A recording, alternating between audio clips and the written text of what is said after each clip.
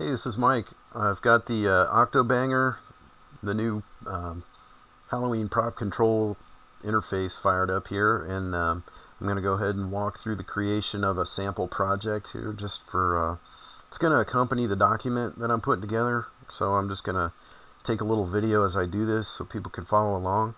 You can see that I hit new controller from the file menu, and so I'm going to go ahead and call this one sample project using Shield. And then because this one I'm actually going to use an Arduino Uno, and then I'm going to use one of these 4-channel shields that just clips onto the top of the Uno. So let's see, I'm just going to walk through what I do here and kind of talk out loud, so bear with me. The media type, what this one is you can either have no media or no sound whatsoever, or you can have a scare only file. That's if you want your prop to just be dead quiet and not have to, play any audio while it's waiting to be triggered, you can use this option. Or you can have it like the old 4-banger and have it so that there's an ambient audio track that plays while it's sitting there waiting to be triggered. Or you can, and then you'll have an additional scare track that plays when it gets triggered. Or I've got a fourth option here now with this one. And what this one, the video option is if you want to use one of these Sprite video players, the media pin will actually output a protocol that will trigger that media player. So for this one, I'm just going to do MP3 scare only. And so I'm going to go out and I'm going to pick, I've got a nice little chainsaw sound that I'm going to use when the prop gets triggered. And then for this little example prop, I'm going to have 5 channels. And so for the first one, I'm going to call that one red LED.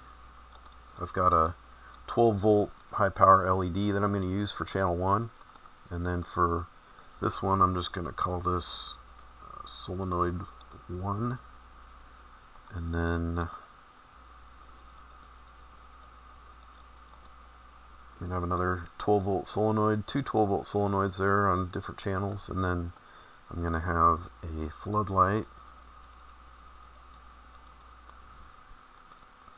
And then down on channel 5, I'm going to have an SSR, which is a solid state relay. And that's going to control I'm going to use a shiatsu motor and show you guys how to switch one of those on and off. And I'm going to leave these alone as far as the active low and active high. What that is, in this default state, that just means that the I/O pin is going to be TTL low by default, and then when it's toggled, it's going to go high. So you can see that it's low always, and then when it goes toggled, it's high. So that's how I'm going to set up my channels. So that looks good. So I'm going to go ahead and just save that. And you can see that it's pulled in our audio file here now. I'm going to right click and I'm going to set my end time at about 5.5 seconds here for this guy. And then you can also see up here in this, it says need save. And so if I hit the save button that I put right here, it'll tell us that it's saved. And so we'll do that periodically as we're changing things. So anyway, the first properties that I want to do on this controller is I want to, well, actually, you know what? Before I get too deep into this, I'm going to go ahead and I'll upload some firmware to the Arduino. So, like, pretend that I just plugged in a brand new, never been configured Arduino. So I've got it plugged in, make sure that it shows up on the serial port here. I've got Uno selected because it's an Arduino Uno. And right now I've only got one hex file, so I'll leave that one selected. And I'll click upload here. And this takes about 5 seconds. So I'll sit here and babble for 5 seconds. There we go. This is what a successful upload should look like. You'll see that it says fees is okay down here at the bottom, and then it says thank you. And then so that's pretty much all you have to do to upload new firmware to your Arduino. So that now that that's good, I'm going to actually, well, let's see, I'll talk you through setting the main properties of your controller here. Comments, that's just, a note to yourself. Display name, that's kind of just a note to yourself too. You can call it whatever you want. Pin mapping, this one's new on this project. And what this is it changes your actual pin number assignments as far as the I/O pins go that are going to be sending signals to our relays or whatever it is we're toggling on and off. And so by default, you can see it says default TTL, but what I'm going to do is I'm going to set this to shield, since I'm going to use that 4-channel shield that pops down onto the Arduino. And actually here, I'm going to pause real quick. Or actually, you know what? Here, I'll just I'll go out and find a picture of one. Hopefully you'll be able to see this. I'm going to fire up my browser here. Images. Now this is, I'm going to probably wind up cutting this out of the video. Let's see.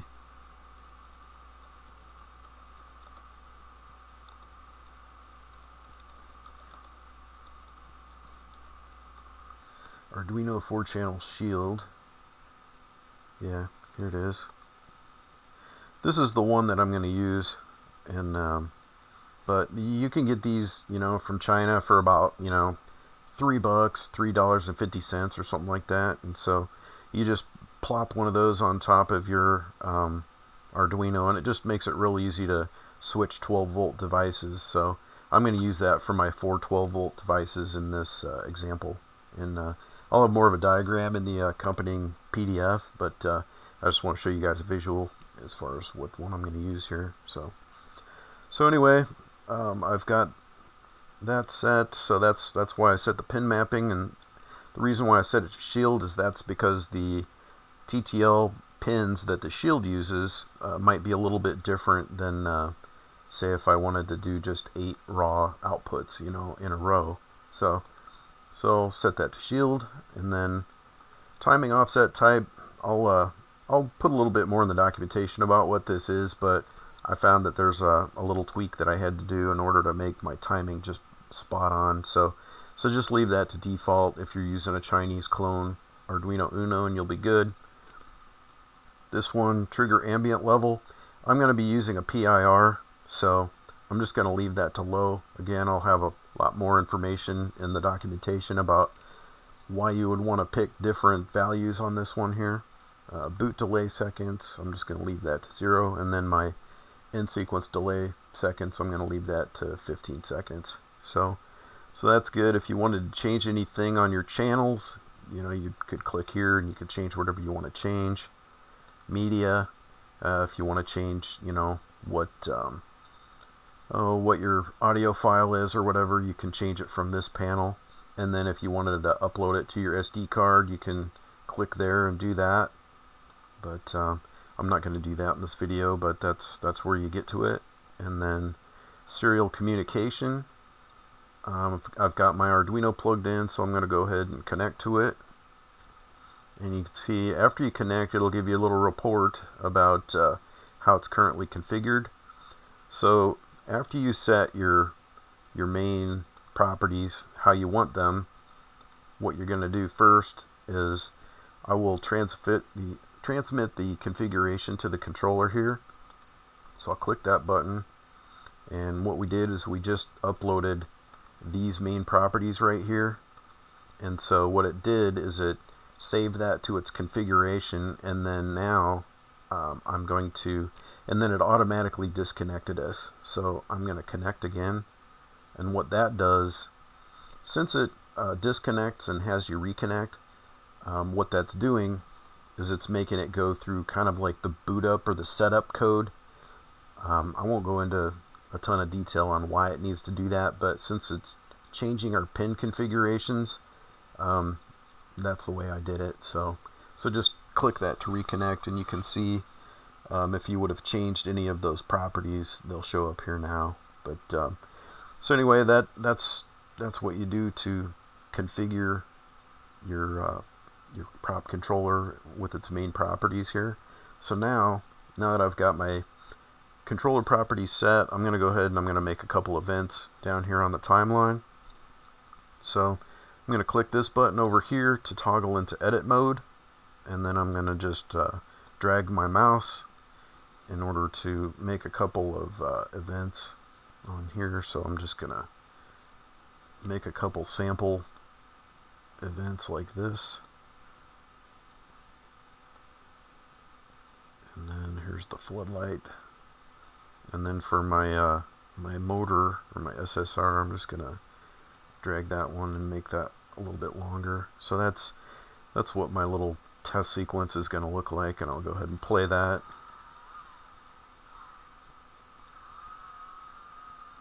Okay, so that looks good. So again, I'm gonna go up here, and we can see that since we tweaked our you know, whenever you tweak anything on this controller, it'll remind you up here that you need to save.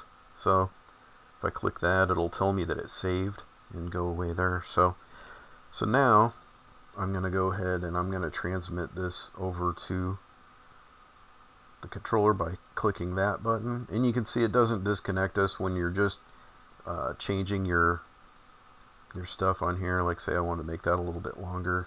You can see now it tells us that it needs to save again, so I'll save it, and then I can send it over to the controller, and it shows us, you know, so it reminds us that our sequence length is 5.45 seconds here, and then yeah, it received 18 frames worth of data.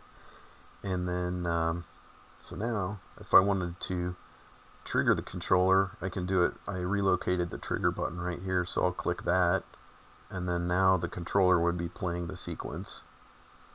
You know, I've just got a raw Arduino hooked up, so it doesn't have the relays hooked up and everything, but if it did, it would, you know, it'd go ahead and do what it does when it gets triggered just by clicking that button there.